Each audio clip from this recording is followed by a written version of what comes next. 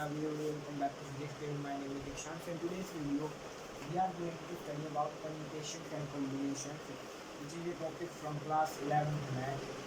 तो इसमें हम सबसे पहले समझेंगे कि permutation और combination में डिफरेंस क्या है और उनकी डेफिनेशनल प्रॉपर्टीज क्या है. तो permutation सबसे पहले इस सेंटेंस में वर्ड आता है permutation. परम्यूटेशन का जो मीनिंग होता है अरेंजमेंट.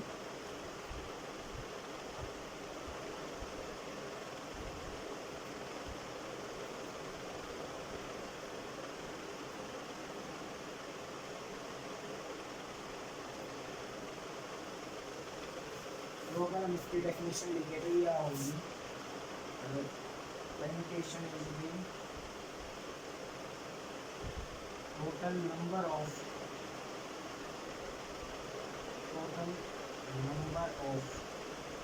arrangements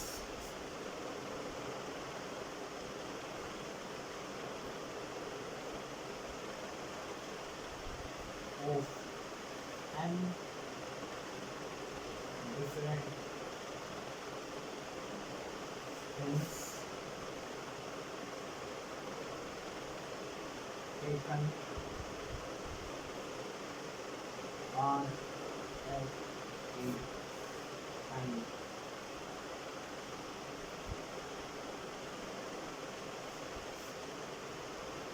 ये एक जनरल डेफिनेशन है.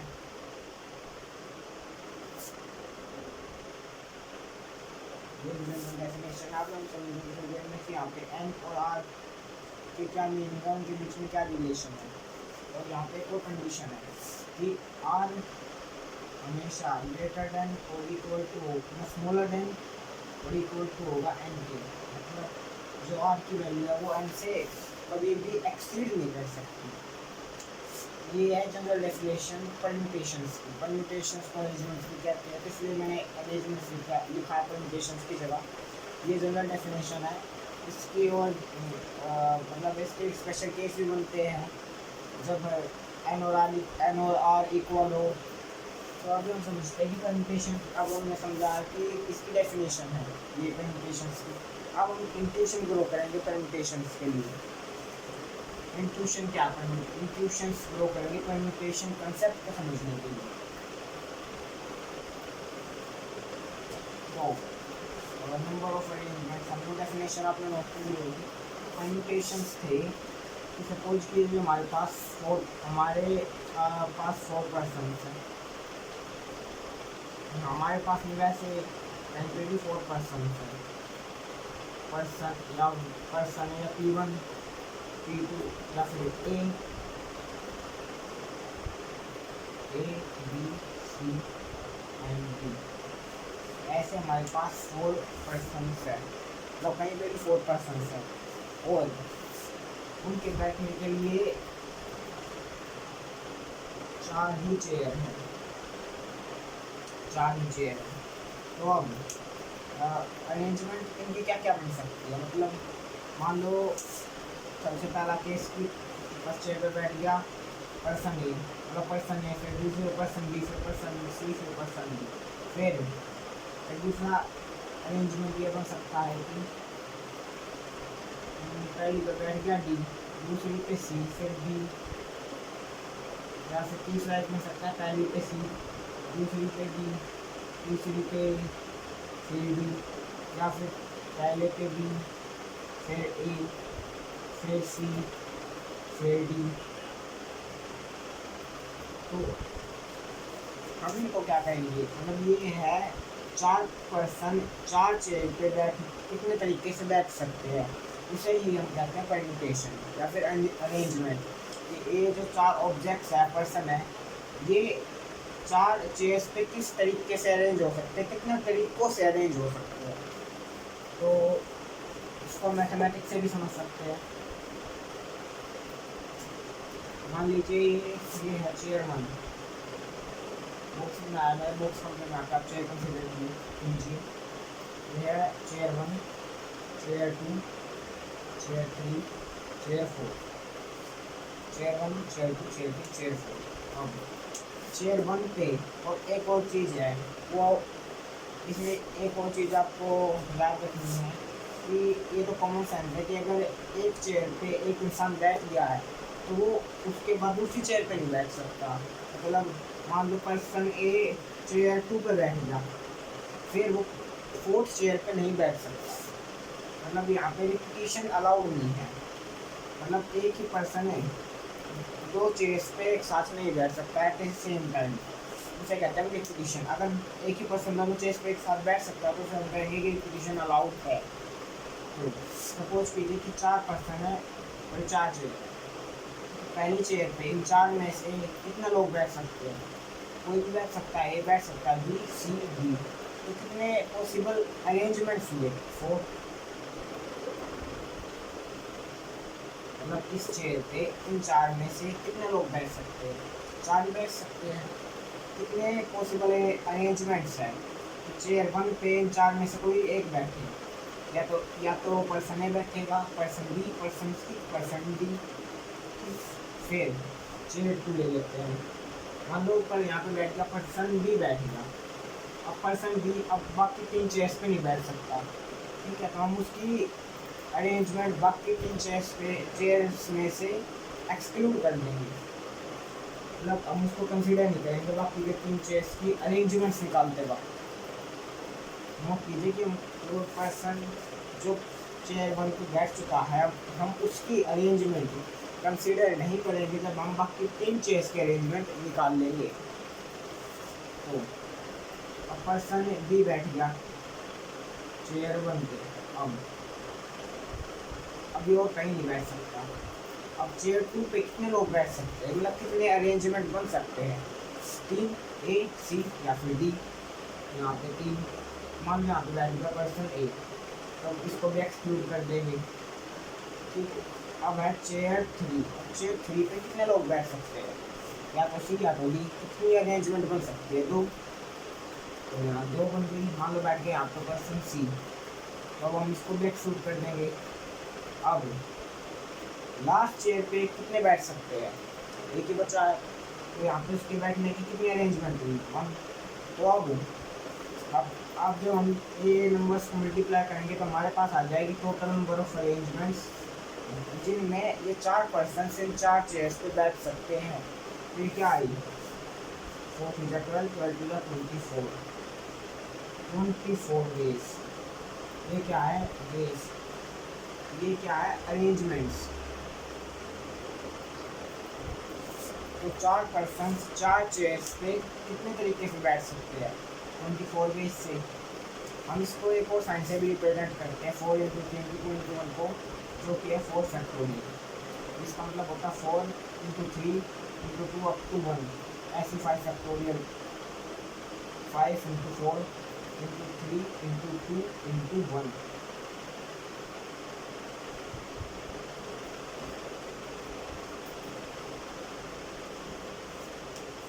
अब हम इसको थोड़ा और डीपली समझते हैं।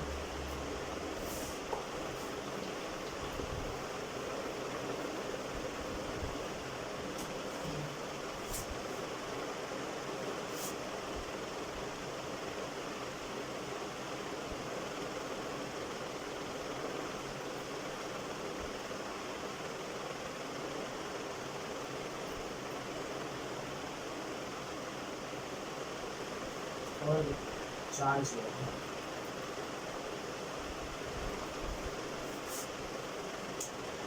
अब मैंने क्या बताया था कि चेयर 1 पे कितने अरेंजमेंट बन सकते हैं इन 4 पर्सन के? वो है 4। देखिए कैसे। चेयर 1 के लिए है, चेयर 1 फर्स्ट चेयर। यहाँ पे क्या है? क्या तो ए बैठ जाएगा या फिर बी बैठ जाएगा या फिर बी बैठ जाएगा या फिर सी बैठ जाएगा या फिर डी बैठ जाएगा। तो अब ये क्या होगी? टोटल नंबर ऑफ अरेंजमेंट्स जिनमें ये 4 पर्सन चेयर 1 पे बैठ सकते हैं, ठीक है? ये कितना आएगा? 1 2 3 4। अब चेयर 2 पे कितने बैठ सकते हैं? नीचे मानते हैं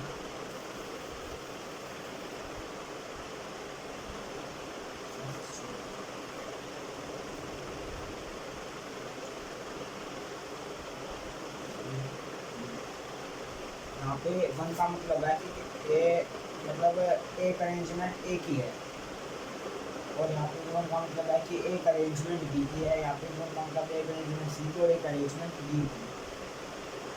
ये चांस है, ये नंबर का मतलब है कि बी या फिर मतलब A B C D chair one पे कितनी बार बैठ सकते हैं, या उनके कितने अरेंजमेंट बन सकते हैं। वो वन वन वन क्योंकि एक ही बार बैठ सकते हैं, वो दो बार तो बैठ नहीं सकते हैं। एक ही टाइम पे एक अरेंजमेंट जब कंसिडर करें सारे टोटल उसकी। अब है चेयर टू, मान लो ए बैठ गया, हमने यहाँ पे इसके नीचे बार लगा दिया, तो कौन बैठ सकता है चेयर टू पे, बी सी डी। इसके कितने अब इनके कितने अरेंजमेंट है, एक एक एक। ये है possible arrangements. B chair two पे बैठ सकता है एक तरीके से, सी चेयर टू पे बैठ सकता है एक तरीके से, ऐसे डी चेयर टू पे बैठ सकता है एक तरीके से। चांस है या चांस या फिर आप कहते हो अरेंजमेंट। अब थर्ड चेयर के लिए सेकंड चेयर,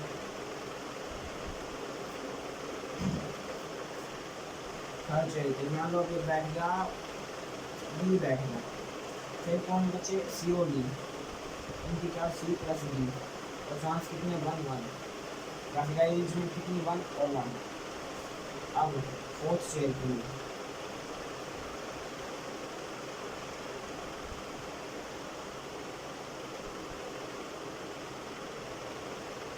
सी बैठ गया, फोर्थ चेयर के लिए कितने तरीके से बैठ सकता है, उसकी होगी। अब कपलिंग का अब समझते हैं अरेंजमेंट का काम क्या है। ए बैठा है,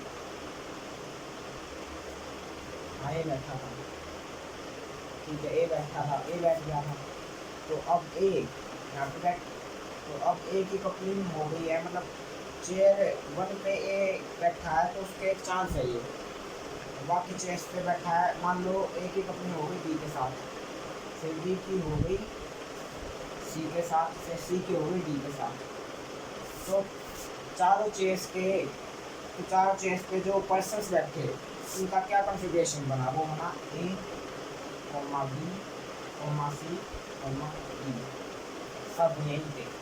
मान लो ए की कपलिंग हो गई सी के साथ, ठीक है, सी की हो गई डी के साथ, और मान लो यहाँ पे डी की जगह बी था। चांस है ये, मैंने एक एग्जांपल लिए थे कि यहाँ पे लास्ट में डी बचा, बी भी बच सकता था, तो हम उसके लिए कंसिडर कर रहे हैं। बस यहाँ पे क्या कपलिंग बनी, ए comma C comma D comma D. तो ये क्या है, कॉन्फ़िगरेशन से कितने तरीके से अरेंजमेंट बन सकती है चार चेयर्स पे चार पर्सन के बैठने की। इसको ये कम कहते हैं परम्यूटेशंस, कि एक मतलब एक की जो कपलिंग है वो हो गई सी के साथ, सी की डी के साथ, डी की फिर डी के साथ।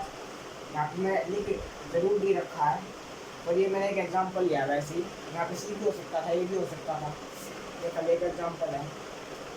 या फिर मान लो बी मतलब पहले चेयर पे बैठ गया था बी, दूसरे बैठ गया था फिर ए, फिर उसकी कपलिंग फिर बी की कपलिंग किसके साथ हुई, ए के साथ, ए की किसके साथ हुई, फिर मान लो सी के साथ, सी की किसके साथ, डी के साथ। तो ये नंबर ऑफ पॉसिबल अरेंजमेंट्स है।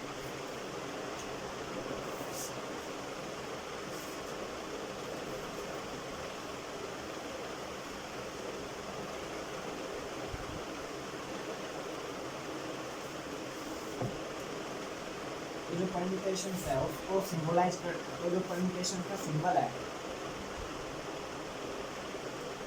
वो है N P R, N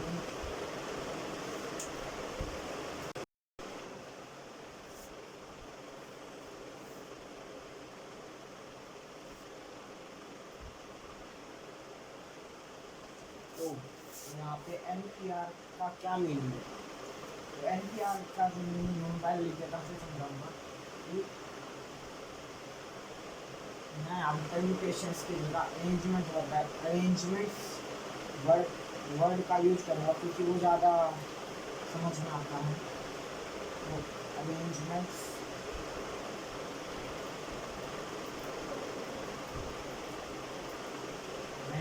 of n different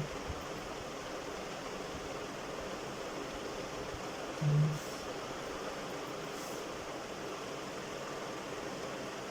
taken on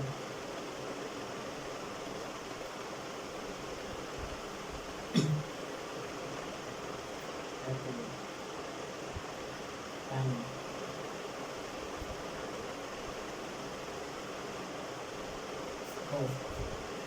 तो NPR का मीनिंग है कि मान लो हमारे पास वही है 4 पर्सन्स वाला एग्जाम्पल कि हमारे पास 4 पर्सन्स हैं पर्सन P1 P2 मान लेता हूँ P1 P2 P3 P4 और उनके बैठने के लिए इस बार 3 चेयर्स है 4 की जगह इस बार 3 चेयर्स हैं उनके बैठने के लिए।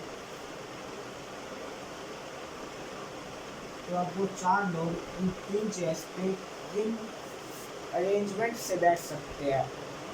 उन टोटल अरेंजमेंट्स को हम कहते हैं permutation of 4 things taken 3 at a time. वो क्या होगा, इन 4 लोगों में से इस पे कितने बैठ सकते हैं, 4 बैठ सकते हैं। अब दूसरी चेयर पे इस पे एक बैठ गया, तब वो दूसरी चेयर या तीसरी चेयर पे नहीं बैठ सकता। दूसरी चेयर पे कितने हैं बैठने का तरीका कितना हुआ 3, फिर थर्ड पे कितना हुआ 2, यहाँ पे टोटल कितने हो गए 24। आंसर भले ही सेम आया हो लेकिन यहाँ पे लास्ट में 1 भी आता था, वो इस बार नहीं आया। अब मान लीजिए हमारे पास 2 चेयर होती है, यहाँ पे इस 2 को हटा दीजिए, फिर क्या आंसर आता 4 3 12।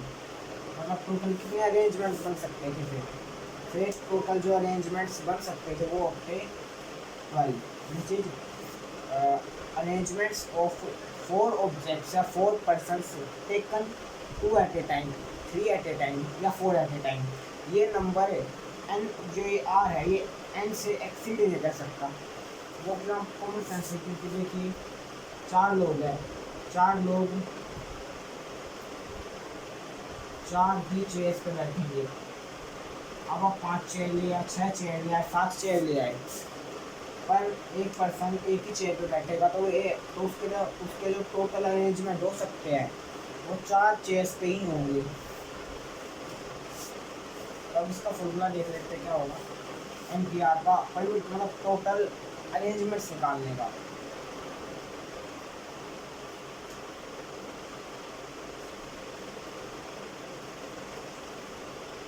अभी हमने वहाँ पे देखा था वो पर्सन और वो चेयर वाले एग्जाम्पल में, तो अगर हम देखते तो इसका फॉर्मूला होगा NPR n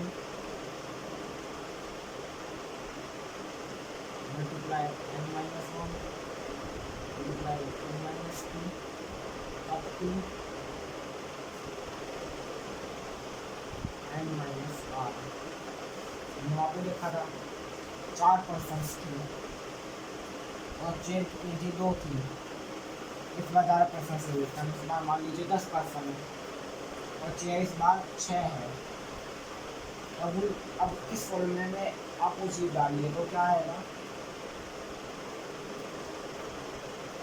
10, मतलब यहाँ पे इस बार n की वैल्यू क्या है 10 पर्सन और r क्या है 6, 10 minus 1 10 minus 2 up to n minus 6 इसकी वैल्यू आ जाएगी क्या आएगी 10 into 9 into 8 into 7 into 6 into 5 into 4।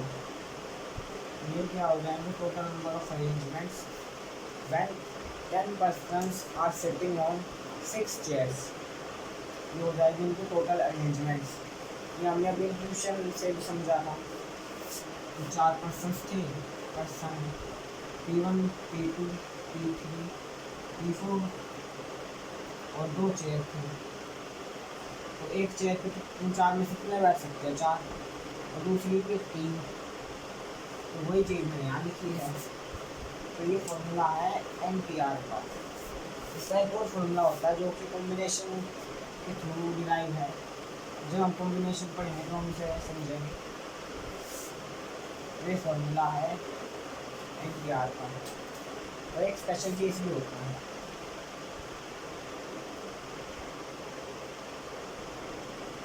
Special case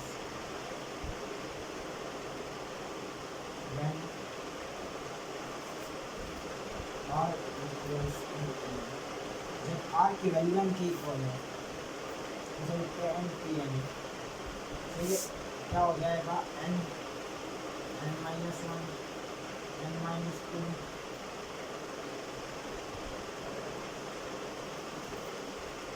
up to 1, so up to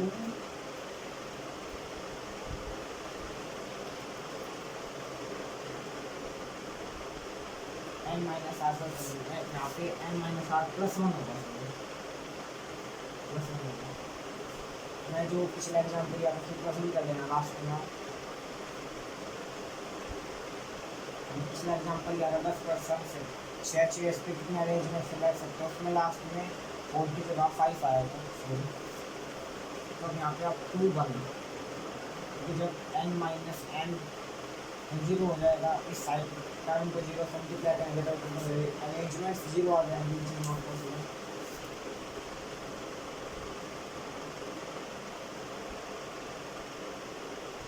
तो इसको हमने एक स्पेशल सिंबल दिया विच इज n फैक्टोरियल, जो कि हमने वीडियो की शुरुआत में बताया था कि 4 फैक्टोरियल 4 3 2 अप टू 1 है, 6 फैक्टोरियल 6 5 4 3 2 अप टू 1, मतलब जिस नंबर का फैक्टोरियल है उससे 1 तक लेके जाना हमें। तो n फैक्टोरियल क्या होता है, n multiply n-1 multiply n-2 up to 1। तो आज हमने परम्यूटेशंस का बेसिक कंसेप्ट, तो आज हमने परम्यूटेशंस के बेसिक कंसेप्ट को पढ़ा, उसके लिए इंट्यूशन ग्रो करी और उसका फॉर्मूला भी पढ़ा हमने। वो देखा तो फिजिकल बेसिस पे लिया गया, वो कोई डिराइव नहीं है, उसका फिजिकल सिग्निफिकेंस है अपना।